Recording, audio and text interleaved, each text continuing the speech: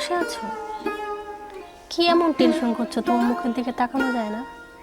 Tension করব না, মেয়েটার বিয়ে ঠিক করলাম, হাতে একটাও টাকা নেই। এত সুন্দর ছেলে, কোনো দাবি দাবা করেনি। দাবি দাবা যতই না করে কিছু তো দিতে হবে। আমাদের তো একটাই মেয়ে না, কি করি বলো তো? তুমি কোনো টেনশন করো না, আমাদের ছেলে তো আছে, দেখবা ঠিক একটা ব্যবস্থা হয়ে যাবে। ছেলে তো আছে, কোনো যোগাযোগ করে না, ফোন করলেও তোলে না, টাকা পয়সা পাঠায় না। ওইরকম ছেলে থাকার থেকে না থাকা অনেক ভালো।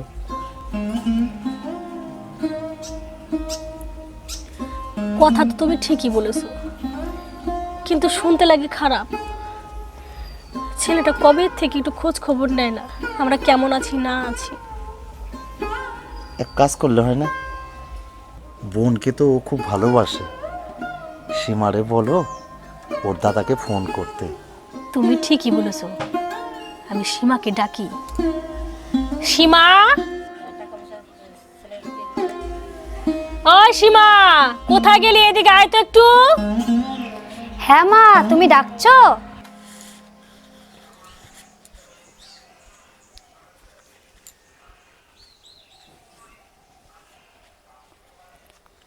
শোন, তোর দাদাকে একটু ফোন কর, ফোন করে আসতে বল। বিয়ের তো আর 10 দিন বাকি আছে। তোর বাবা ফোন করেছিল, ফোন তোলেনি। ঠিক আছে মা, আমি দাদাকে এক্ষুনি ফোন করছি।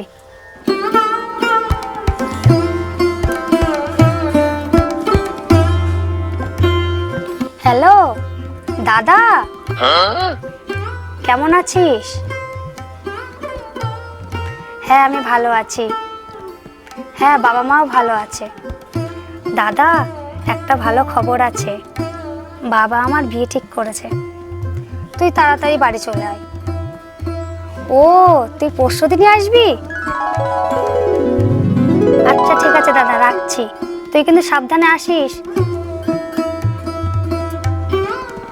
শুনলে তো, ছেলে আমাদের পরশু বাড়ি আসছে। আসুক, তাহলে তো ভালোই হয়।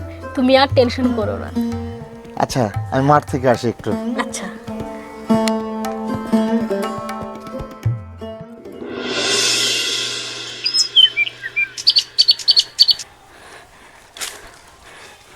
আমি আর হাঁটতে পারছি না।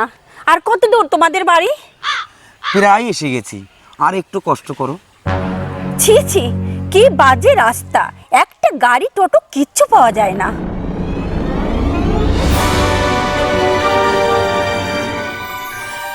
তোমাদের বাড়িতে তুমি আসতে, আমাকে কেন সঙ্গে করে আবার নিয়ে আসলে? আমি কলকাতাতে ভালোই থাকতাম, আমি হেঁটে যেতে পারবো না, তুমি একটা গাড়ির ব্যবস্থা করো। আমাদের এই গ্রামের রাস্তা তো গাড়ি পাওয়া যায় না, আমি এখন কোথায় থেকে গাড়ির ব্যবস্থা করি বলো তো? ঠিক আছে, গাড়ির ব্যবস্থা যখন করতে পারবে না, আমি আর হাঁটতে পারবো না, আমাকে কোলে করে নিয়ে চলো। কোলে করে নিয়ে যাব? এটা তো আমাদের গ্রাম, লোকে দেখলে কি বলবে বলো? লোকে দেখলে কি বলবে? লোকের কথায় আমার যায় আসে না, তোমাকে আমার কোলে করেই নিয়ে যেতে হবে। নয় আমি যাব না। ব্যাগ ধরো।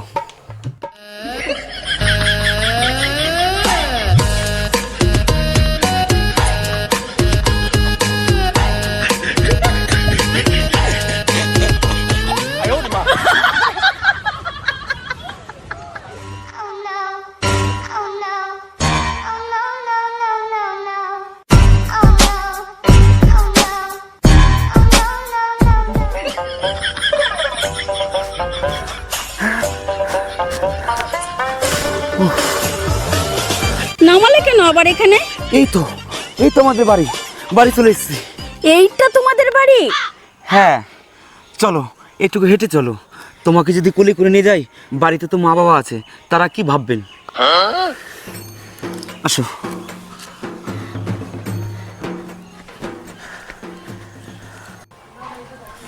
মা আমি একটু আসছি। মা দেখো, দাদা এসেছে।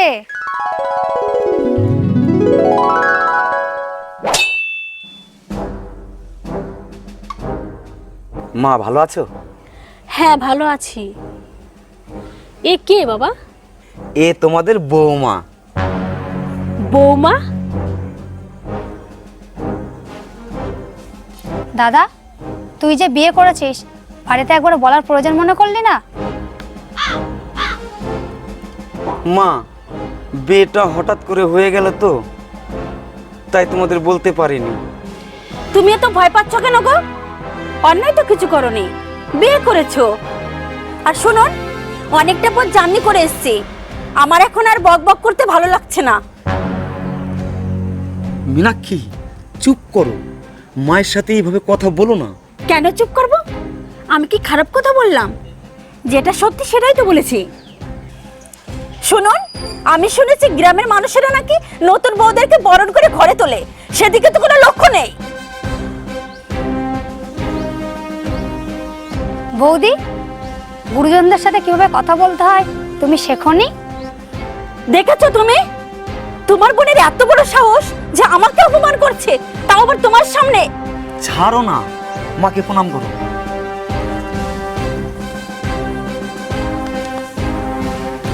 যাচ্ছ না?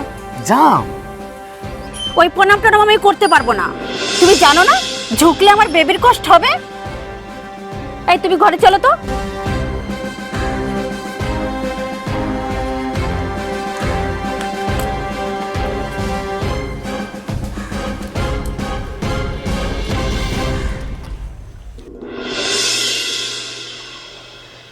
আমাদের ছেলে যে এরকম করবে আমি কোনোদিন ভাবতে পারিনি।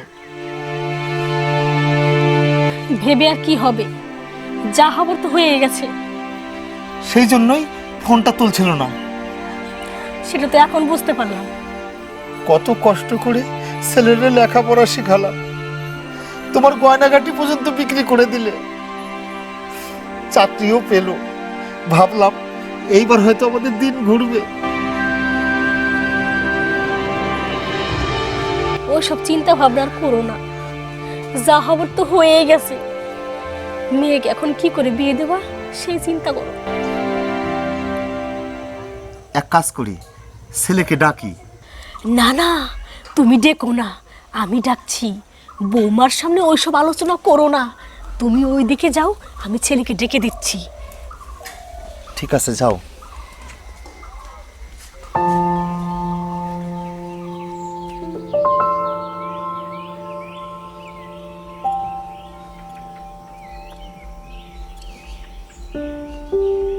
আমায় ডেকেছো বাবা? হ্যাঁ, আর মাত্র 8 দিন আছে তোর বোনের বিয়ে। আমার হাতে তো একটাও টাকা পয়সা নেই, যা খরচ করার তোকেই করতে হবে। বোনের বিয়ে দিতে কত টাকা লাগবে বাবা? ছেলে পক্ষ তো কোনো আবদার করেনি, তবুও তোর তো একটাই বোন, কিছু তো দিতে হবে, নাহলে কি সম্মান থাকবে? কম হলেও 3-4 লাখ টাকা তো লাগবেই। ঠিক আছে বাবা, তুমি অত টেনশন করো না তো, খরচ হবে মাত্র তো 3-4 লাখ টাকা, আমি তো আছি না। বাসালি বাবা, ঠিক আছে, আমি তাহলে নিশ্চিন্ত হলাম। তুমি কোনো টেনশন করো না, 10টা না 5টা না, আমার একটা মাত্র বোন, সেই বোনের বিয়ে আমি খরচ করতে পারবো না? তাহলে আমি কিসের দাদা? শোনো, ঘরে আসো, তোমার সাথে দরকার আছে।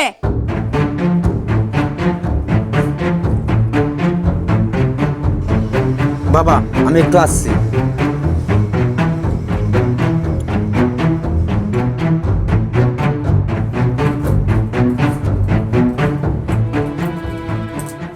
কি হয়েছে, ডাকলে কেন?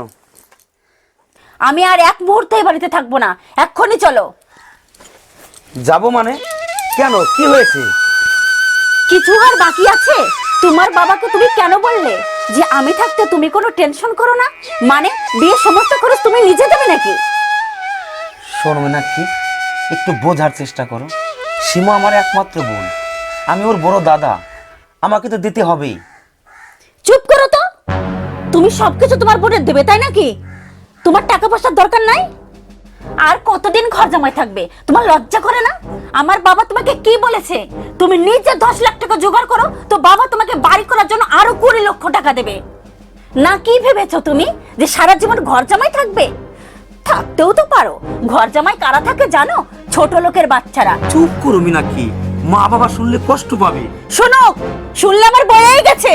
আমি তো অলেজ্জ কিছু বলে নাই, যেটা ঠিক সেটাই বলেছি। তোমার বোন তোমাকে ফোন করে কেন রেখেছে? তোমার টাকার জন্য। মেয়েকে বিয়ে দিতে পারবে না, তা মেয়ে জন্ম দিয়েছে কেন? জন্ম দেওয়ার সময় মনে ছিল না?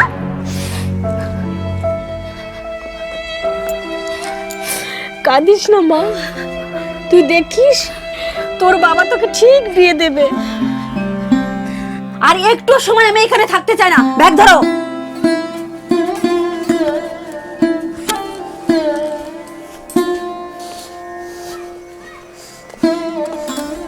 বাবা আসছি। থামো তো, এইখানে সব নাটক হচ্ছে, সব ন্যাকামি।